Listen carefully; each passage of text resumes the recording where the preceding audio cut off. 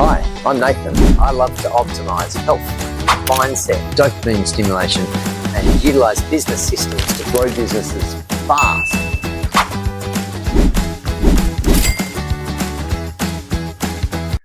G'day guys, we're back for another awesome episode, and I've got a very special guest today, Ava Diamond-Dryer. She is actually a co-author with me in the Cracking the Rich Code, which is very exciting. And she's really aligned actually with what we do. So really focused. She's actually a biopsychosocial entrepreneur, and what a mouthful that one was. So welcome to the show, Ava. Nice to have you here. Thank you. So glad to be here. And I'm so glad that we co-authored together and have met, because there's a lot of great information we can share with people together that complements what you're doing with your audience and people you work with. So let's go for it. Yeah, fantastic. So you're obviously into brain optimization with what you do.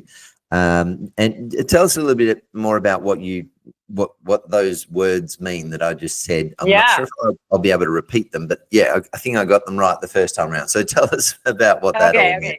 So going back to biopsychosocial entrepreneur, what that really means, it's my fun way of saying that I have taken a very deep dive for the last 30 years in understanding how biology, psychology, and sociology really work together, taking research from people way smarter than myself and assimilating, hence the entrepreneur part, assimilating the data into usable, practical, and truly impactful strategies that help people to take healthy control over their mood, their energy, their focus, how they show up in every role of their lives, whether it's personal or professional. So I've created brain optimization coaching. It started in 2012 when I was actually asked to do an elective course at Yale University School of Medicine for those really young doctors. Have you ever seen, a doctor in medical school? Looks like a baby, right? Right. So this was the first time they were going to be working in emergency rooms, right? They barely started voting. And definitely just started drinking. And here they were going to have to work in emergency rooms with all kinds of really scary things going on. So giving them a way to manage their own brain chemistry so that they can think clearly, right, and not have burnout was important. So even though I don't have an MD at the end of my name, I was invited to teach this program. And from there, I learned more and more. I took a deep dive myself into learning. I got certified in nutritional psychology, which is one of the pillars of my program. I was certified in neuroscience and leadership, how to understand the brain from a leadership standpoint, how to become a better leader, brain health, and trauma recovery, much more. But those are the ones that really guide the pillars of my strategies. And fast forward to 2025, that's where we are right now. I have been fortunate to be able to bring Brain Care Bootcamp and brain optimization coaching to top global law firms, hospitals, universities, our US military, Fortune 100 companies, et cetera, et cetera. And I'm loving that super smart people who have been around the world, with their understanding of everything that's going on, they get excited about my strategies because they have never heard about these things before, and it suddenly makes sense. And the reason is because not everybody geeks out on neuroscience the way I do. There's no reason for them to learn about this stuff. So I get to bring well-educated, worldly people, cutting-edge information that they then get to use and improve their entire life condition, which is exciting for me. Fantastic. So in layman's terms, like I use NLP, neuro-linguistic programming, in a big way in one of my businesses. It's a weight loss program that we run in Indonesia, and we're expanding further. But tell us, so the science behind it, tell us in some real simple language what we can do to optimize our brain. Everything we do is focusing on getting better outcomes for business. So what are some little hacks, some quick hacks that we can work on to say improve our nutrition that we could specifically apply to getting better brain function that we can use obviously you can use brain function anywhere in every part of your life, but we like to stack it to business outcomes. But yeah, bring us Okay, along. so here you go. Here you go. Business outcomes, which is all relative, right? Because different business outcomes, they look different depending on the business that you're in.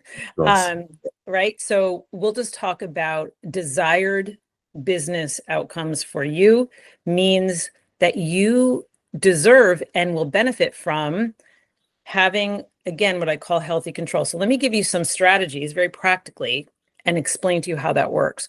So there are 4 pillars in my program. Nutritional psychology. We'll start with number 1. That is about how do we eat to optimize our focus, our mood, our confidence even, right? How does food connect with confidence? Well, there's that whole gut brain thing, right? Well, here's what happens. Most of the strategies that I give people go back to the idea that cortisol, the number 1 cause of more injuries and illnesses than any other condition, is elevated cortisol, chronic stress. Number 1 cause, right? So obviously, if we have elevated cortisol and inflammation through our whole body,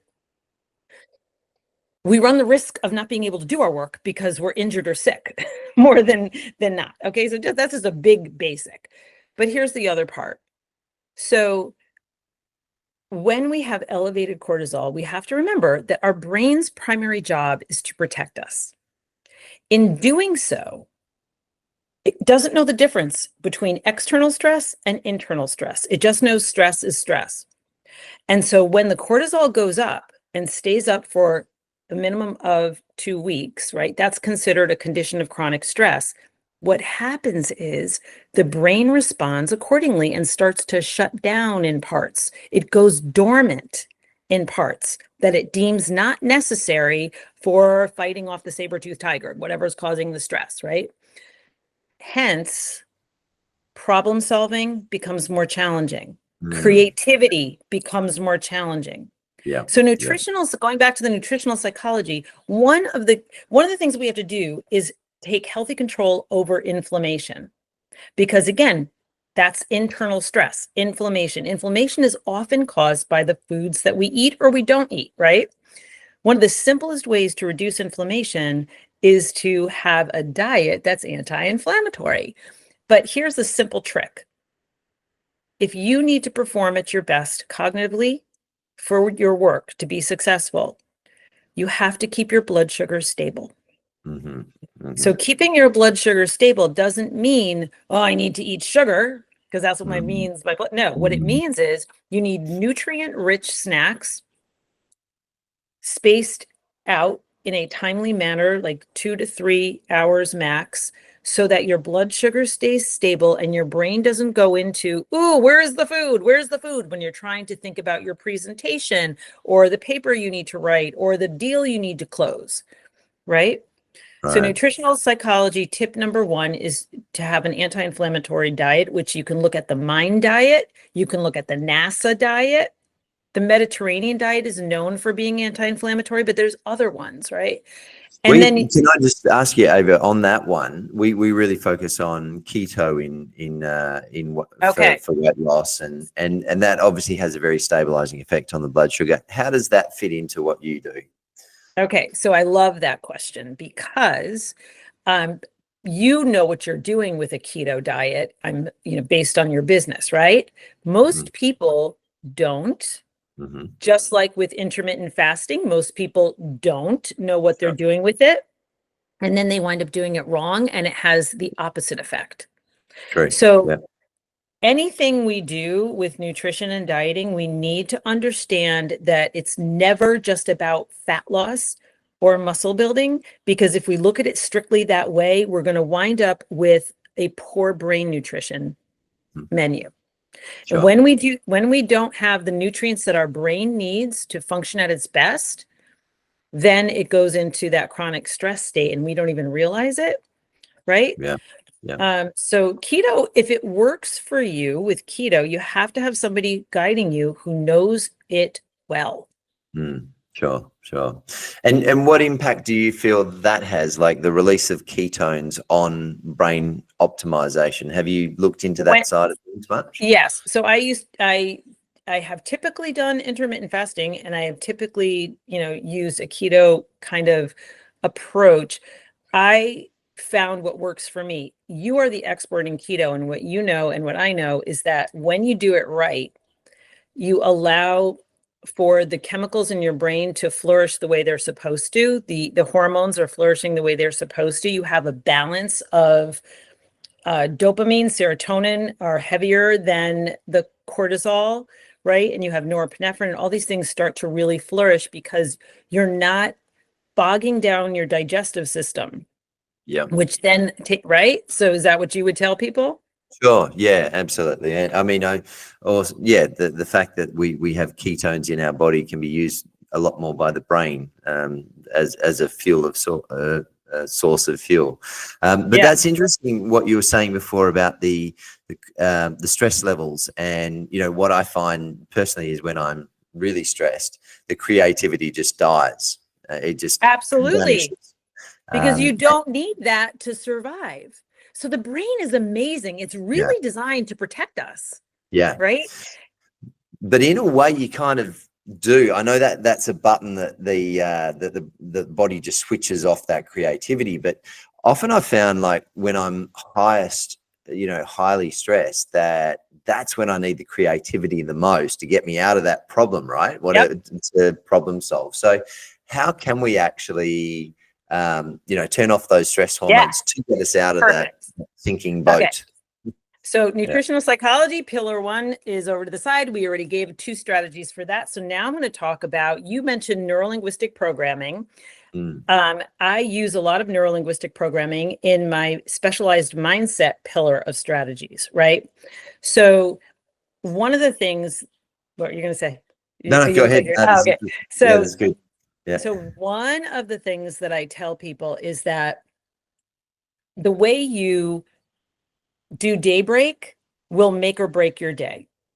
So if you know that you have a stressful day ahead, or regardless of whether it's stressful or not, but especially if you know that it's a stressful day ahead, the way you start your day is going to ground your central nervous system, or it's going to floodgate, and you're going to wind up, the horse runs out of the gate, you're not going to catch it, right? You're going to be stressed the entire day. So neurolinguistic programming is part of a strategy that I give to people that takes a little bit of work together, but I have people discover what their core powers are. They think about what are their core powers, their values, beliefs, personality traits, and skills, that when they are coming from any one of those things, they feel solid. Once they discover what their core powers are, they start their day every day. 60 seconds is all it takes. Before you throw the covers off in the morning, you think about, today I'm going to lead with, and you think about your core powers. You might have 4, you might have 2, you might have 8, but you're not going to have more than typically 10, right? But you might just choose some of them. Your values: I value transparency, I value loyalty. Beliefs about yourself or about the world around you: I believe I am capable of X, or I believe I am trustworthy, I believe I am knowledgeable, right? Things that you truly trust about yourself and about the world around you. I believe there are good people in the world. I believe that, my industry is an exciting one, right? Whatever your beliefs are about the world around you, your values, beliefs, your personality traits, that's kind of easy. What makes you feel great about who you are? And your skills, which also should be easy. But believe it or not, people struggle with that one because they say, well, I feel like I'm just fooling everybody. I'm really not that good at what I do. It's imposter syndrome, which I changed. Talk about neurolinguistic programming. I say, you're not allowed to say imposter syndrome because it's not a syndrome. The syndrome implies it's like an ongoing sickness. It's an ism. An ism is a thinking pattern. Like, it's a way of thinking. It's imposterism, and that means you can change it. So you change, So I have people start their day. It's a bigger strategy, and that's called the 5-5-5, which I won't get into right now. But the first part of that is thinking about your core powers, letting them sink in. 60 seconds. This is how I'm starting my day. Okay. Then you go forward into your day. Like, maybe the day is going well, and then all of a sudden you get super stressed about something. There's a demand to put in front of you. or an upset client or whatever the case may be. So one of the other strategies that actually is about movement is related to the cortisol levels that go up and stay up when we don't pay attention to something that's very important about the brain. Have you ever heard of the ultradian rhythm? Have you ever heard No, of that? no, tell Yes. us. Most people have not, right? But you've Tell heard us. about this, you've heard about the circadian rhythm, right? I have, yes. Yeah. Right. So because you went to high school that day. Yeah, I yeah. mustn't have been asleep actually on Right. that lecture. Yeah. I think I skipped class that day, but whatever. I caught up. So the ultradian rhythm, every human brain has it. It is the power hours. That's what I call them, your power hours. Every human brain is designed to focus cognitively for maximum 2 hours. Before, Okay. guess what's happening? Before, the cortisol level goes up so much that the dead cells, and I've seen MRIs of this, the dead cells clog the pathways in your brain. Right? So that's where the shutdown comes from. So what is the strategy? You ready? I love this one. And people find immediate relief from it. Awesome. It's called the 2-4-2. 2 minutes for every 2 hours of focused mental work.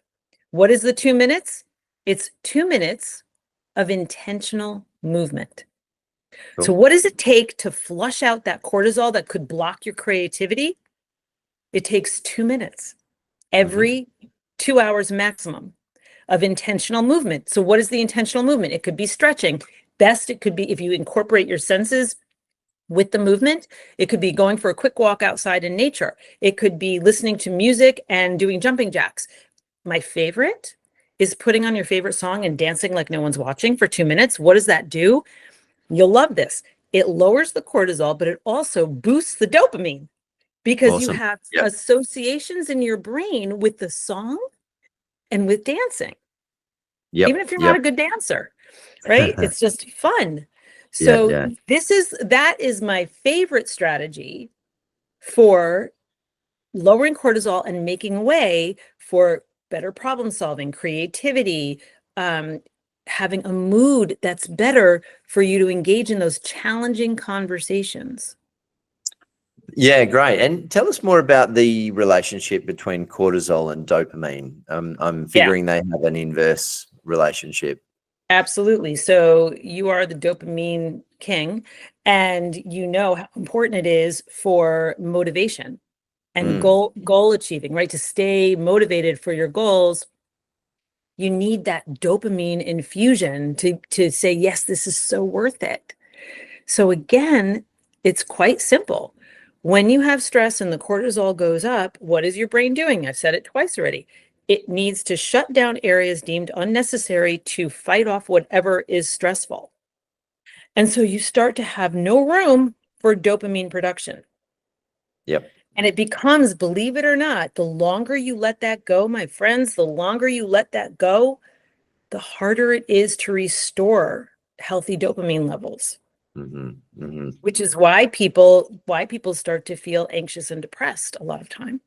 For sure. And there's a big link, obviously, to anxiety and depression with diet and nutrition. What are your, and that's such an epidemic now. I mean, you know, the amount of people with anxiety and depression, I think in the US is over 70%, which is just outrageous. But what are your biggest tips for dietary or mindset with, have you got some quick ways of overcoming those sort of, or dealing with those anxiety and depression? Okay, so first I want to just give people information, right? Number one, poor brain nutrition, which is not third world country poor nutrition. It's just poor brain nutrition, right? What your brain needs nutrient wise. And the symptoms of depression, poor brain nutrition and the symptoms of depression are identical. Most people go to the doctor and they say, I'm depressed, and the doctor gives them a prescription and barely talks to them about their diet. Now, I'm not against medication if it's necessary. However, medication is not going to even work the way it's supposed to if your diet is not a brain diet, a mind diet, right? So then here's another bit of research. Research shows that people who are feeling depressed are typically low in folate. So one way to, optimize your mood is to make sure you have enough of that folate in your diet. What is the folate? Those green leafy vegetables, right? That's a great example of what carries a lot of folate. Sometimes supplementing with folate is important too. But folate levels, extensive research shows that people who are feeling depressed, when they increase their folate 2 weeks later, they feel better. Mm-hmm. Right? Yeah. So that's pretty interesting. Lovely. In terms of anxiety, again, that goes back to making sure your blood sugar is stable, right? And also making sure you're not putting in opposing influences. So sometimes people feel like they need to drink coffee all day, right? Because they need to stay up. But the caffeine can actually trigger anxiety. If you're, even subtly, it doesn't help it, it hurts it, right? So I teach people how to, it's called strategic caffeination. Right? And most of the time, this is a good one. Most of the time, when people are running for the coffee in the later in the day kind of thing, it's because they're dehydrated, not because they need the caffeine. So did you go to school this day when they taught about how many glasses of water a human being needs? Did you? Yeah, I was there at that one. Yeah. But why don't you tell us? So you're probably younger than me, but you probably still heard that old school number of, people need 8 glasses of water a day. Yep. Bah, untrue. Research Right. has long ago debunked that idea. And the truth is that, you ready? If you're over 150 pounds, 15.5 8-ounce glasses of water a day. And if you're under 150 pounds, 11.5 8-ounce glasses of water a day. So, of course, if you're on medications, you always have to check with your doctor. And if you are excessive in athletics, like if you do marathons or you even just sweat a lot, you need to adjust your intake, right? There's reasons why there's a variable around that, but that's baseline. And I, again, have seen MRIs of people who have been 4 ounces shy of that, and their brain starts to go dormant in part. Because what is our brain made of? Fat and water. Right. So if we deprive it of the water, then it starts to shut down again. And it also creates anxiety in our system, right? So it's really, there's so many things that we can do to help reduce anxiety that have to do with movement, nutrition, what I call restoration strategies, right? And mindset strategies. There's so many things that we can do to have healthy control over that very uncomfortable experience of anxiety. Yeah. I mean, I love the idea of movement for breaking that cycle. It's almost like a pattern interrupt when it comes to, when you're feeling stressed, everything tightens up, doesn't it? And your shoulders, the tension, your breathing patterns change. So I love the idea of just movement and just to break that cycle. I'm a big fan of running and also cold water therapy. Yeah, I saw that. Aren't you a Guinness World Book record holder of the longest ice bath? What are you, nuts? Yeah, not the longest ice bath, but yeah, for Guinness World Record for ice baths, where we actually had, funny enough, the biggest ice bath in the world. Like we had the most amount of people at one time. So it wasn't that amazing. Sounds cozy. Yeah. Really warmed up the water. Right. No, it didn't. But yeah, so I love that side of it, and it has a massive impact on dopamine, and I love to use dopamine for business and getting in that zone to bring people along for the ride. What are some other techniques that you've come across for stimulating dopamine? Okay, so I'm gonna play off of what you just put out there about what you like to do. So what I run into, because I work with very high pressured professionals mostly, right? Big lawyers, big law firms, right? Where it's quite a lifestyle. And so I need to remind them regularly about flexible discipline, which is staying true to your goals, but being flexible with how you do that. Because what happens, which is the worst thing to happen, is that people become very rigid about, I work out every morning at 5 a.m. And because the day that they don't do that, they feel like crap. Yeah, right? yeah. Yeah, I can So, relate. and I was a glorified hobby. I was a professional fitness competitor. So I understand having those kinds of goals, but here's what I learned. Flexible discipline allowed me as a mom of 3 kids and, full-time career to be able to engage in my sport, which was just fitness competitions. But because I used that flexible discipline approach, people would say to me, "Oh, you must be in the gym for hours." I was never in the gym for hours. I was able to do 20-minute workouts at different times of the day to achieve my goals. I was able to do different types of workouts. So you said, I love running, right?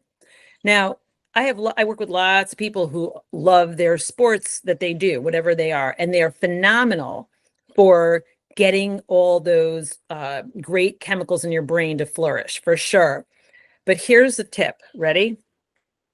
You can do a 12-minute workout and get the same effect in your brain and keep your body conditioned. 12 minutes. So on days when you can't go for that great run, on days when you can't ride your bike, on days when you can't get to the gym, you most likely can do a 12-minute workout that gets everything flowing, gets you connected to your whole body, allows your brain to do what it's supposed to do to connect with everything as well, and those chemicals will flourish. Then, in terms of movement, I also, remind people that the 2-4-2 that you do to clear out the cortisol actually is exactly what you're talking about. It gives that dopamine boost, especially if you couple it with nature, as I said before, right?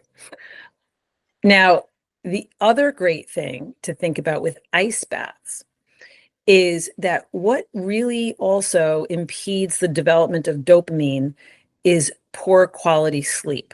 When you don't have good sleep quality, right, it ain't going to happen the way you need it. And I Nothing can't, else works, does it? Doesn't matter right. what you do. You can't replace sleep. There's no pill that you can use That's right. or way around it. Yeah, go ahead. That said, I've not been able to figure out how to put more hours on the clock for people, but I did figure out how to help them have quality sleep. And I don't know if you know this, but like airplane pilots are taught to sleep, they're conditioned to sleep in crazy amounts, short amounts of time to get the full experience of the full cycles of sleep so that they're not exhausted when they fly. I'm not sure I feel great about that, but it still makes me a little nervous to go on a plane in that case. But Yeah. but so what I do is quality sleep. And one of the tips that I give people, which you already know about, I bet, is how to do that nighttime shower with, at the very end, you do freezing cold for a minimum of 10 seconds and not too much, you don't have to do it too much longer, but freezing cold right before you go to sleep. Because what happens when you do that? Awesome. Well, the Right? cortisol will shut down, wouldn't it? It prepares you for deeper sleep. Right? So you get all those good chemicals in there. It puts your system into a